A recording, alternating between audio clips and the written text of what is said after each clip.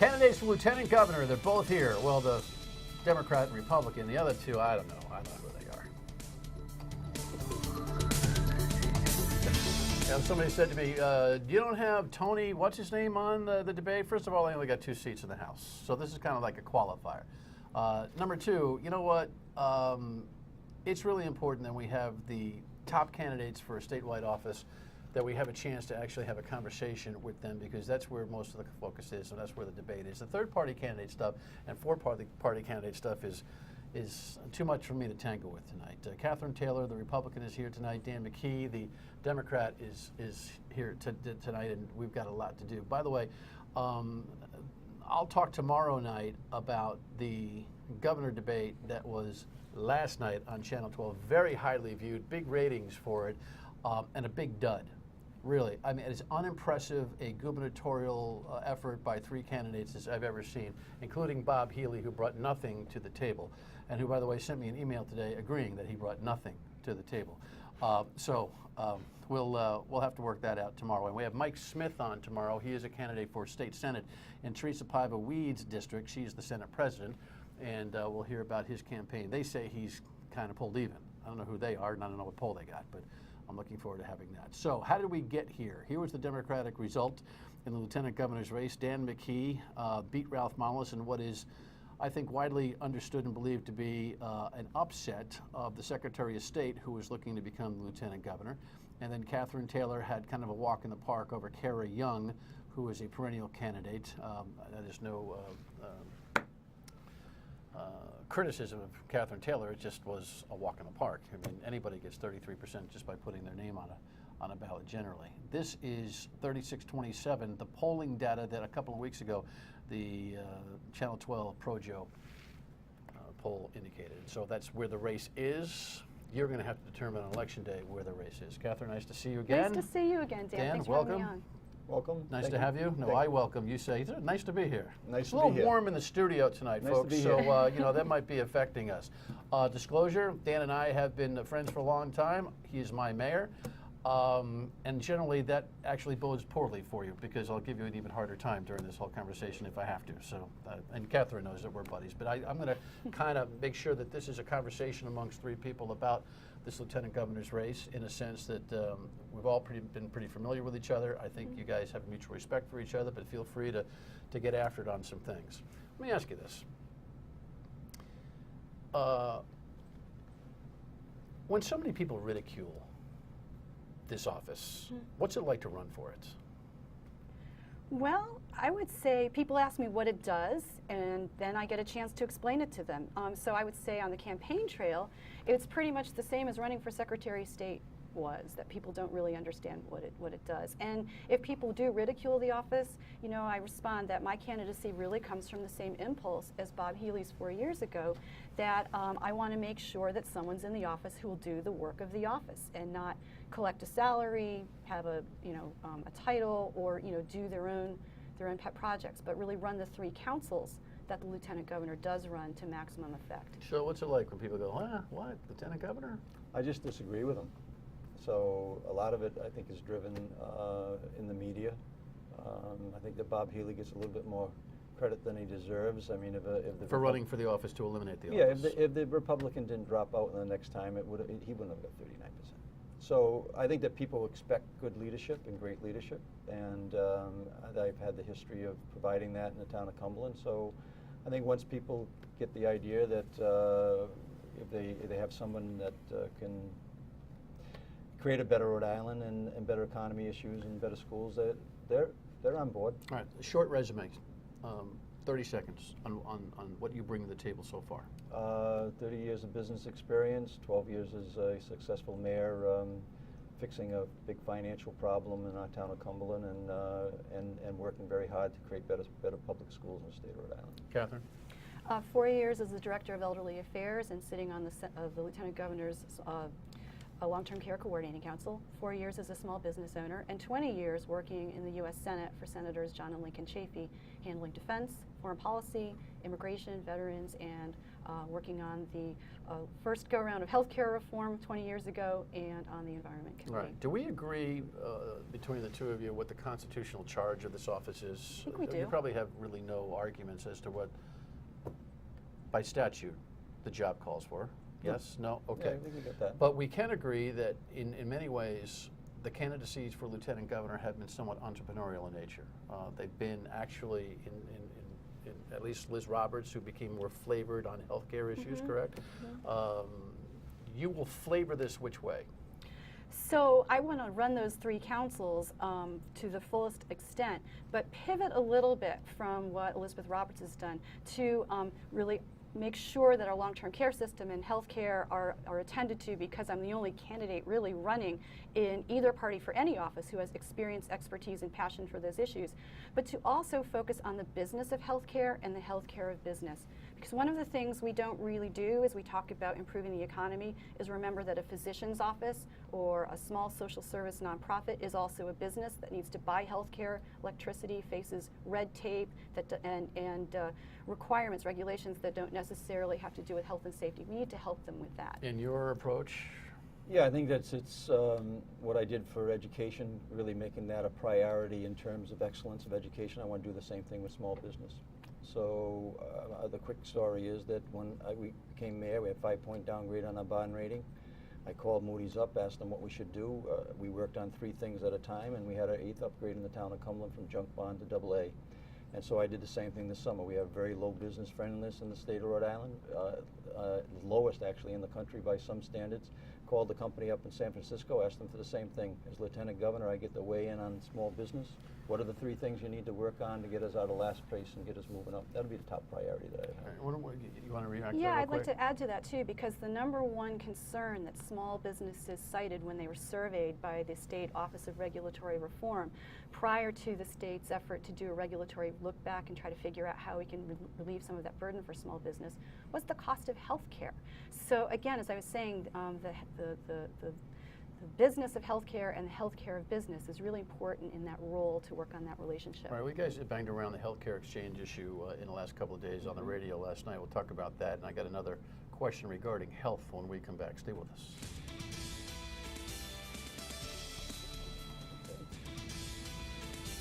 Welcome back in. Catherine Taylor is the Republican, Dan McKee, the Democrat, looking for your vote for Lieutenant Governor. So we had this Ebola worry, you may have heard of it, throughout the country. And we had a health director, Dr. Michael Fine, who suggested that we are at the forefront, if not in the lead, in America for preparation. Right. And then the Nurses Association calls a gets on the radio on Friday of last week and says, not so fast. And the Nurses Union calls a press conference, which I attended on Monday, where they're saying, really not so fast. I can't get a hold of Dr. Michael Fine to save my life, to have a public discussion about reconciling the differences between those 2 issues. Our lieutenant governor, who likes to be the health lieutenant governor, is missing in action. Thought? Well, I think that that office is an important one in emergency management, and I know that what I did was called our police chief and our rescue director and our emergency management director into my office on Friday because of there wasn't communication coming from the state, because I wanted to make sure that we were prepared in all circumstances. Because of what the nurses had said? No, this was prior to the nurses. Do you have a reflection on if you're going to be lieutenant? I mean, listen, you've got a health flavor. I'm not suggesting that you're the health czar, Right. Right, and you're not. I get the difference, Right. But where's the leadership? Who's going to step into the leadership vacuum here? Well, Would you have said anything? I think the gubernatorial candidates last night should have had that question, but Yeah. but I'm asking you two. What do you think? No, I think that part of the leadership that needs to happen here is clear communication from the top, and it's not coming from the governor, the lieutenant governor, who has that health aspect, but also the emergency management aspect, in conjunction with the director of health, who is the lead, should be providing that calm, clear communication about what the truth is. Do you agree with me that he's tone deaf and not respond? Listen, the nurses create a dialogue which is different from what he is setting. Does he not have a responsibility to come back to the public and say, by the way, we got some work to do. I'm on it, at least. Yeah, he answers to the governor too, so I don't know what the dynamic is there. And I do know this, that the directives coming from the CDC are shifting all the time. That's what the hospitals are telling me. And so the playing field, or just the preparedness and the directives are just different. And so I'll the stipulate communication to is that. poor. It was Yeah, poor. Would you yeah. have stepped up as Well, Lieutenant Governor and said, guys, can we get together I think here? the thing that's missing, and I mentioned it yesterday on the radio, is that we've done a very good job communicating from the state level to the local municipal leaders and the first responders on hurricane issues and other issues. There should be this call that's on ongoing call that we get called in on, and just give us the update, whatever that might be, even if there's no update, so that we can communicate that to the people. We certainly wouldn't want to create some level of a panic in the state of Rhode Island over an issue that is very remote in terms of actually happening, but we should know, people should know that we're prepared. And one of the things we need is local jurisdiction on quarantining, Dan. If just in case that happens, what do we do with our rescue, which are all paramedics?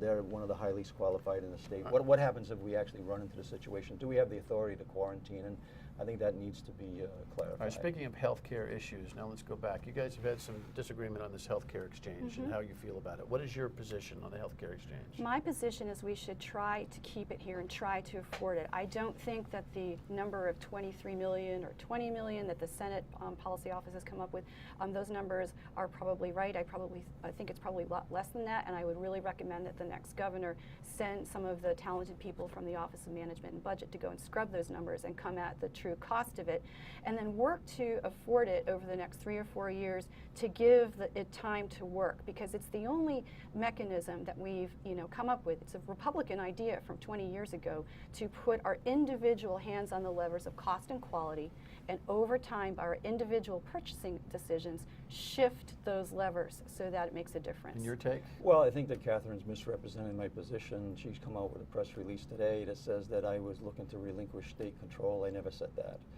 And never in any form, and referred to a radio interview with Scott McKay. Never was said. So, Right, my an article that Catherine Welch wrote, quoting you. Well, all reporters don't necessarily get it right. Why didn't you refute her then? Why did you let that stand as the truth? Well, because I never saw the article. It was on a blog, it never was in the newspaper. But regardless, you should go back to the recording. I heard it. And then, so you heard that I would relinquish the state That's what I state heard control? you say, and so then I really think you need, all the listeners here need to go look it back. See, I don't put up with misrepresenting the facts. Maybe and you I just don't, didn't and I communicate don't, them and I well. I don't believe that that's that the people like that either. No, so they don't. when they go back and they see that I never said about send it back to the federal government, and I never said about relinquishing state control. What I did say was that it's a huge number, and we need to either get cost-effective, cost-neutral, or close to cost-neutral on it, and that's what I would work on. I did the same thing in my town when I put together municipalities in the state of Rhode Island, saved taxpayers millions of dollars. I'll do the same thing as Lieutenant Governor, but don't represent me, Catherine. It's not right. I'm sorry, sir, that's what we all heard. Well, then go back to the tape, and then when you actually go back to the tape, you're going to find out that you were hearing things. Okay, so that'll give me a homework assignment. I'll reconcile this for you on the next show. But are you guys on the same page now in terms of where you want the healthcare exchange to be? It's hard for me to tell. I hope so, because I think my position is the correct one, and I hope you share it. Well, I hope when you find out that it's not, that you retract your statement, Catherine. That's what you do. I think what needs to be done there is, quite frankly, look, right now, it's if you take the number of people that are currently in the exchange at 26,000, you divide it by 22 million, it's subsidizing each person by about $833. That's unsustainable. We need to figure out how to get more people into that situation. So what I've talked about, same thing I did with the mayors and the municipal leaders, brought in coalitions, saved millions of dollars. Reach out to your lieutenant governors. That's exactly what I said on the radio. Reach out to the governors. Regionalize, consolidate strategy so that you actually can lower the cost of the thing. And we happen to have the program that is the most excellent. So it's just a natural that people would buy into our system. But even the love most it. excellent program doesn't seem to be self-sustaining in the long haul, right? Yeah, and RIPAC also has said that regionalizing it doesn't save you really anything. Turning it back to the federal government will cost more than keeping it, maybe $30–40 million to give it Just back. remember, I have not said turn it back to the federal government. Well, you just So said regionalize it, so I'm just saying that's that not, it doesn't help. regionalizing is not turning it back to the federal government. Right, you just said regionalizing it, and that won't help. It doesn't save any money according to RIPAC. And it's Well- already starting to save the hospitals incredible amounts of money through the Medicaid expansion. The uncompensated care is All right, going so let me down. say, since we've got a tiger by the tail, I don't want to let this go. If we don't regionalize it, you understand that it's unsustainable in its current form. Absolutely, Okay, that's and what if you don't right. regionalize it, which means to bring other states into a cooperative without the federal government's Right, intervention, right. and you don't give it back to the federal government, how do you balance the budget on this thing? How do you make this thing workable? Sure. First, get out the true costs. Get more businesses into it so that they can save money, and that spreads the cost. And then we do need to look at some sort of fee, whether that's on everyone's premiums or whether that's a per claim fee. That Everyone could- inside the exchange or me? Because I'm not in the exchange. We need to look at all of it and Oh, figure out boy. what's fair. But if you spread it over everybody, it gets down to a couple of dollars a person per month. I'm not Have you recommending seen the right any back of numbers? these Do you agree things. with her that I have seen the right has said that report. regionalizing is not a good idea? I push back pretty hard on some of the right pack numbers, so I think that you would want to do your own numbers. But in the end, I deal with this all the time in the municipality. People feel as though that they can absorb an expense without balancing the budget. So if you had a $20 million problem, Catherine, what are you going to do? How are you going to deal with that? You're going to just put layer into the budget, and what programs would you cut if you had to put $20 million into our budget? Well, that's where I I'm- have a fair amount of experience in elderly affairs of cutting things inside the workings of programs without cutting services. We've done some wonderful work when some of our elderly programs were sequestered by the federal government and were cut 7 to 11%, and we had to pass those cuts, right through. But we sat down with all of our providers. What would you do with this? With this, what particular He's asking a programs? question. What would you do with this? You pick just an offset for it right now? Yeah. No, I'd sit down with the next governor, figure out what that is, but advocate that this is a priority over other things. Let's remember, all lieutenant governors will have to sit down with the next governor. That's 'cause right. They ain't running for governor. That's right. We'll have another segment. Stay with us.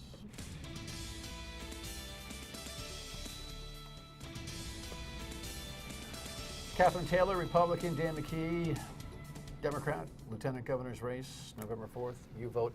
Because that segment went a little long on the healthcare exchange, I'm out of time to play some ads for these guys to try to explain what the hell they're trying to say in their ads. But I have to tell you, both of you are running ads that I look at it and say, what office are you running for?